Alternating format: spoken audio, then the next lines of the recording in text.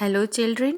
In last video I had explained you the story, the interview up to scene 1 only.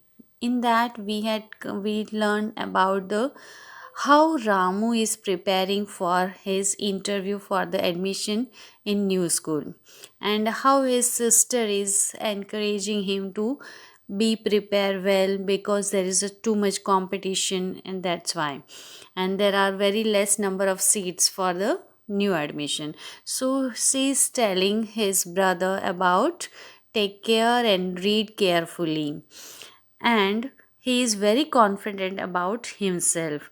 Now in scene 2 we will learn that just see, on a bench sit along a wall are sitting a number of boys, means wall के साथ एक bench लगी हुई है और वहाँ पर सब बॉयज़ बैठे हैं, बहुत सारे बॉयज़ हैं वहाँ पर. They are all about 9 years old, मतलब सब के सब एक ही एज के होंगे क्योंकि सबको इसी क्लास में एडमिशन चाहिए. That is all that is a common among them, वो तो सब एक बराबर ही हैं. अदरवाइज दे आर डिफरेंट, पर सबके माइंड अलग है, सबके बॉडी स्ट्रक्चर अलग है, सब कुछ अलग है. They are all hues and shade shape and sizes, मतलब उनके जो फेस शेड्स हैं, hues means particular colour, shape है, साइजेस हैं, वो कोई पतला है कोई मोटा है, तो वो सब अलग होता है. Ramu walks in, surveys the group, wonders whether he could beat them and get admission. Means Ramu सबसे बातचीत करता है और वो जानने की कोशिश कर रहा है कि क्या मैं इन सबको हरा कर मुझे एडमिशन मिल जाएगा कि नहीं. वो ऐसे सर्वे कर रहा है, मीन्स ऐसे तलाश कर रहा है. His eyes glinted when he spot a familiar face, जब उसकी आंखों में एक चमक आ जाती है, ग्लीन मीन्स शाइन्स, चमक आ जाती है जब उसने एक फैमिलियर जाना पहचाना चेहरा वहाँ देखा. He moves up to the boy saying, Balu you here. Balu greets Ramu.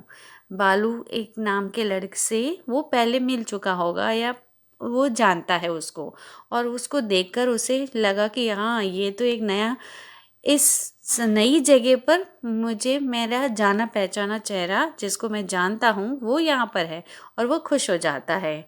बालू यू हियर, तुम यहाँ पर हो. तो वो भी उससे मिलता है and they sit side by side, दोनों साथ में बैठते हैं. फिर रामू और बालू के बीच में बातें होती हैं. रामू खुशी से बोलता है, सो योर पापा टू हैज़ बीन ट्रांसफर्ड, क्या तुम्हारे भी पापा की ट्रांसफ़र हो गई. तो बालू क्या कहता है, growls you said it, papas are transferred and we face this all admission test. Means वो भी ऐसे ही कहता है कि हाँ पापाओं की ट्रांसफ़र होती रहती है और हमें ये सब एडमिशन टेस्ट देने पड़ते हैं. Lucky are those whose papas are never transferred. Balu कहता है कि वो बच्चे लकी होते हैं जिनके पापा की कहीं ट्रांसफ़र नहीं होती हैं, हमेशा लाइफ उनकी एक ही जगह पे बीतती है. तो रामू एकदम हंस पड़ता है.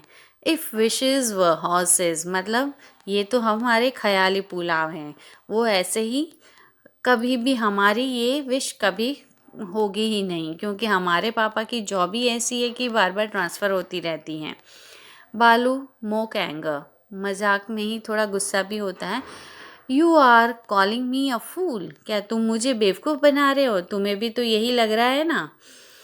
रामू कहता है, लोवर्स इज वॉइस, अपनी आवाज़ थोड़ी धीरे करता है, that we all are, means हम सबकी यही हालत है. Take for instance this experience, फिर भी इसे एक्सपीरियंस करना चाहिए.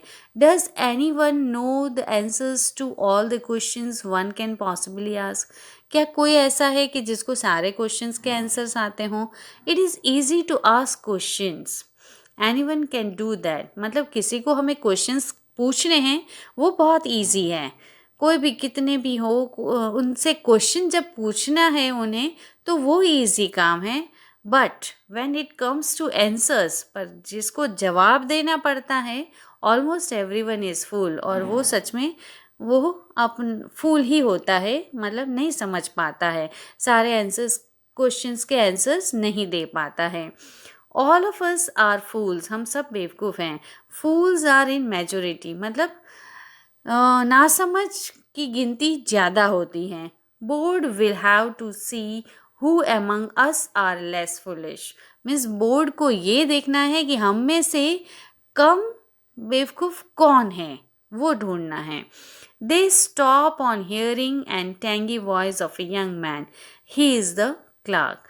और ये क्लार्क है ना, एक वहाँ पे जो क्लार्क हैं वो इनकी ऐसी तीखी आवाज़ वाली बातें सुनते हैं। And they stop on hearing, उनकी क्लार्क जैसे ही वहाँ पहुँचते हैं तो ये उनकी आवाज़ सुनकर ये बच्चे बातें करना बंद कर देते हैं।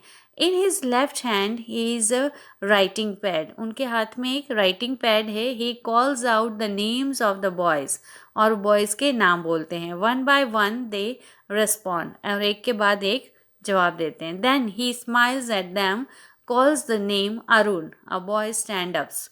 अरुण नाम का लड़के का नाम लिया और अरुण खड़ा हुआ। क्लार्क ने कहा, come with me Arun over to the board room, तुम हमारे साथ चलो बोर्ड रूम के पास। The man leads Arun out, और मैन है वो उनको बताते हैं किस तरह से जाना है। तो बालू क्या मजाक के जोक करता है, there goes the first lamb for the slaughter. Slaughter means to kill an animal, means अब देखो बकरा हलाल होने के लिए जा रहा है। ऐसे करके वो मजाक करता है। देन रामू गीगल्स, मतलब सॉफ्टली हंसता है, मन में ही मन में हंसता है। 19 मोर्स टू गो, क्योंकि वहाँ 20 आए थे, एक तो गया हलाल होने के लिए, 19 और को जाना है। तो बालू क्या कहता है, इन लाइट ह्यूमर, थोड़े से मजाक में, how sharp will the knife be when one of us walks into the presence of the selectors, means कितना शार्प नाइफ है, मतलब उनके क्वेश्चंस कितने हार्ड होंगे कि हमारे में से किसी को वो सिलेक्ट करेंगे। पर्किंग अप, फिर I prefer a sharp knife to a dull one, मैं तो चाहता हूँ कि शार्प नाइफ डल हो जाए। It is better to be cut down in one stroke than to receive several blunt blows, means एक ही बार में पता चल जाए कि एक ही ऐसे जोर का झटका लगे और ख़त्म हो जाए। मतलब यहाँ रामू का कहना ऐसा है कि ऐसे ही बार बार क्वेश्चंस करके हमें बार बार नहीं मारे, एक ही सवाल में पता चल जाना चाहिए कि हमें रखना है कि नहीं रखना है। वो ऐसा शॉर्ट चाहता है, बार बार मरना नहीं चाहता है। So here scene 2 complete. Now scene 3, Ramu is the last candidate. अब यहाँ रामू लास्ट कैंडिडेट था। He follows the clerk into the room में जाने के लिए उनके पीछे, क्लार्क के पीछे पीछे जाता है। Seated around the table are 3 man, वहाँ एक टेबल है, वहाँ पर 3 मैन, मतलब क्वेश्चंस करने के लिए बोर्ड ऑफ जो मेंबर्स हैं वो 3 हैं और वहाँ बैठे हैं। The man who occupies the chair in the centre is old, जो सेंटर चेयर पे बैठे हैं वो एकदम ओल्ड मैन हैं। He has a mop of thick grey hair, उनके हेयर हैं वो ग्रे हैं, मीन्स ओल्ड एज हैं। He adjust his spectacles and peers at Ramu intently, अपने स्पेक्टिकल्स मीन्स ग्लासेस, चश्मा को अरेंज करते हैं, ठीक से एडजस्ट करते हैं और रामू से बात करते हैं। Ramu greets him, good morning sir, Ramu भी उनको मॉर्निंग कहता है। And then he notice the other 2 middle-aged gentlemen and repeats, good morning sirs। और फिर बाद में दूसरे जो सर हैं वो मिडिल एज के हैं, उनको भी वो गुड मॉर्निंग करता है। देन हेडमास्टर बोलते हैं इन फीम येट फ्रेंडली टोन, अच्छे से ऐसे प्यार से ही फ्रेंडली वे में बात करते हैं, good morning Ramu, take your seat. Then Ramu whispers to himself, अपने आप से मन में बात करता है। So the lamb to the slaughter is the first offered a seat, means जो बकरा हलाल होने जा रहा है उसको पहले सीट दी जा रही है बैठने के लिए, वो ऐसे मन में कहता है। फिर लाउडली क्या कहता है, जोर से क्या बोलता है, थैंक यू सर्स। फिर सर के सामने तो ऐसे थोड़ी बोलेगा, इसलिए वो थैंक यू सर्स कह के बैठ जाता है। फिर where were you studying earlier, पहले कहाँ पढ़े थे, मदर स्कूल मदुराई, मदुराई में। लाइक द स्कूल, तुम्हें वो स्कूल पसंद था, आई वॉज हैप्पी देयर, मैं वहाँ खुश था। Removing the spectacles of his years and scratching his nose, वो स्पेक्टिकल्स हटाते हैं और अपने नोज में थोड़ी खुजली करते हैं. Why then do you sit here take admission here, फिर यहाँ एडमिशन क्यों लेने के लिए आए हैं? My father is a government officials, he has been transferred to this town Tiruchi. मेरे पापा गवर्नमेंट सर्वेंट हैं, मीन्स उसमें गवर्नमेंट जॉब करते हैं और इसलिए उनकी ट्रांसफ़र बार बार होती रहती हैं और इस टाइम हम इस तिरुचि में आए हैं. Which is the best thing in this town, अच्छा तो इस टाउन की सबसे बढ़िया बात कौन सी है, कौन सी चीज़ है जो बहुत अच्छी हैं? थोड़ा ऐसे तसल्ली होती है और वो कहता है the Uchi Pillayar Kovil, the temple of lord Ganesha atop a hill log. I ran up the steps and had a grandstand view of the town.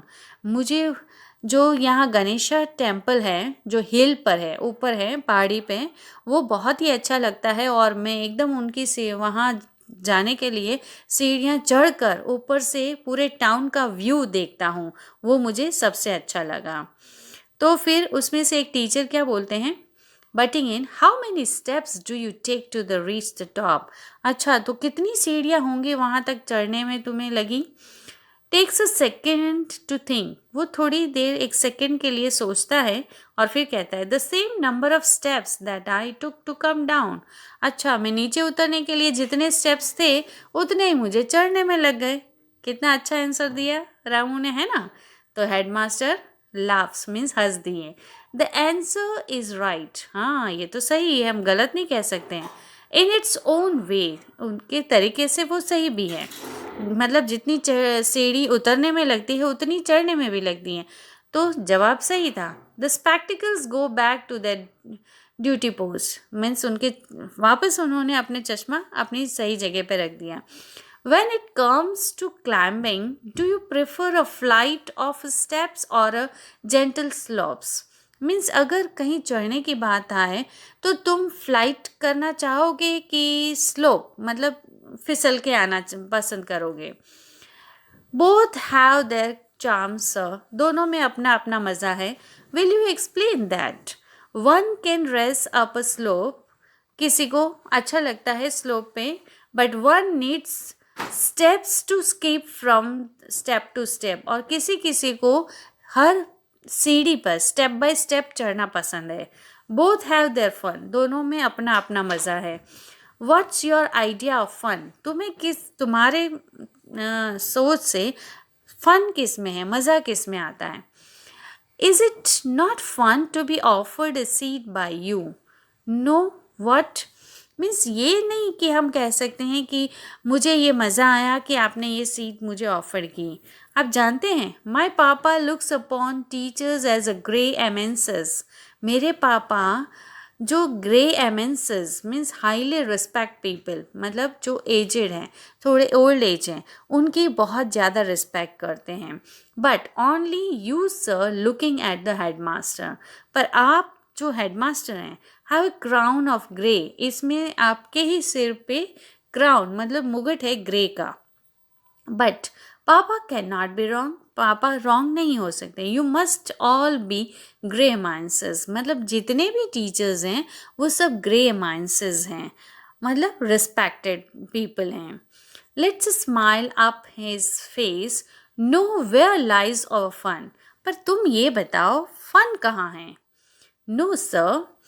We have fun asking little boy all sorts of questions.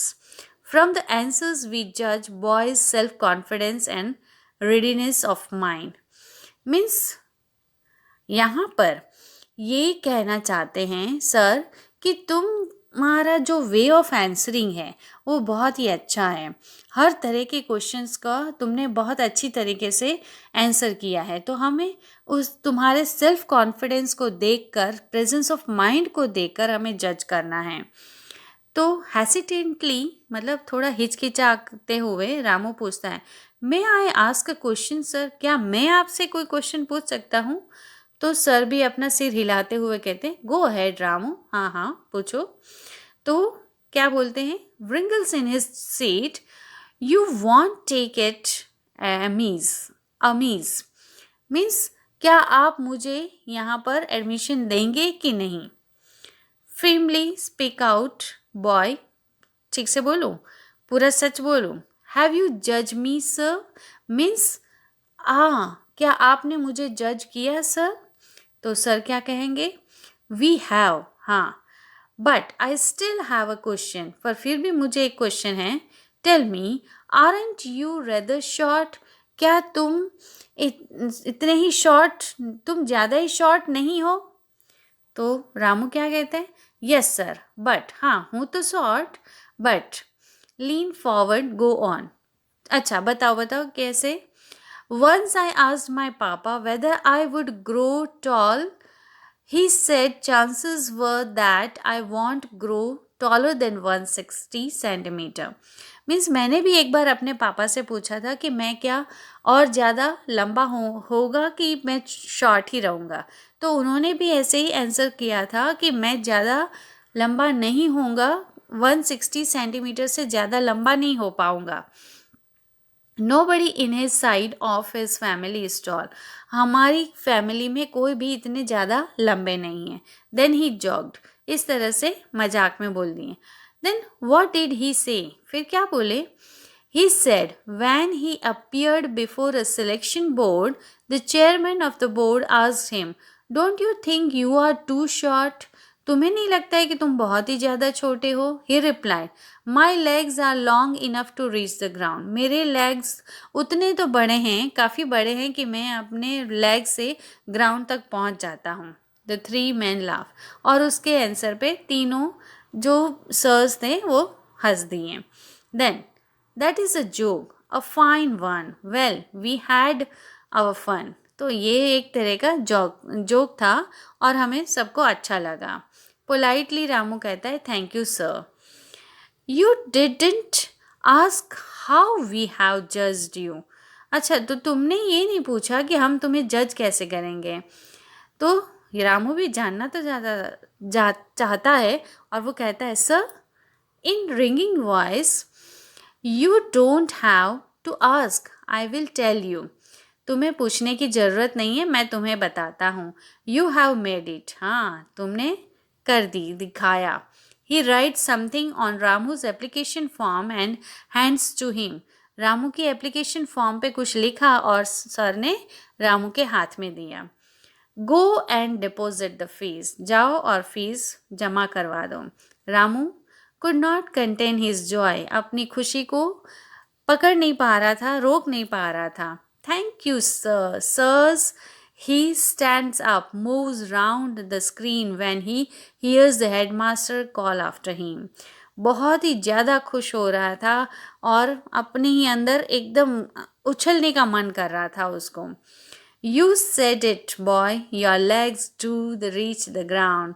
हाँ, तुमने कह दिया कि तुम्हारे पाँव जमीन पर पहुँच सकते हैं. So this is the story written by R.K. Murthy. I hope you understand the story. Read this story yourself also once and write difficult words and their meaning. Okay, bye.